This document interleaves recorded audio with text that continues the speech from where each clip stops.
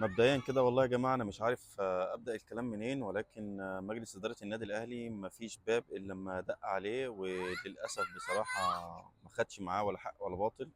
وبيان اللجنه الاولمبيه في الرد على شكوى النادي الاهلي من الاخر كده: مالكش عندنا حاجه واخبط راسك في الحيط. فانا بصراحه مش عارف النادي الاهلي يعني في موقف لا يحسد عليه. بلس ان انا مش عارف بصراحه يعني فكره ان انت تبقى اخدت قرار غلط، مش عيب جدا ان انت تاخد قرار غلط، ولكن العيب ان انت تفضل مستمر في الغلط ده بين قوسين كده وبتقاوح.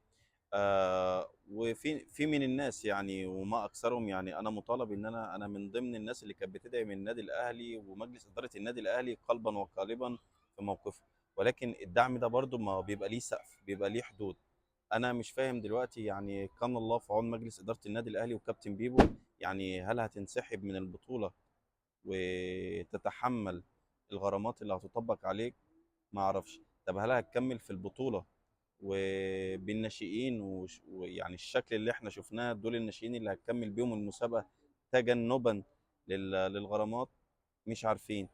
طب نيجي لعلامة الاستفهام: طب هو كان القرار اصلا ان انت ما تلعبش المباراة ده كان بدراسة؟ برضو مش مفهوم. ف يعني النادي الاهلي دخل نفق كده، يعني ربنا يخرجنا منه على خير.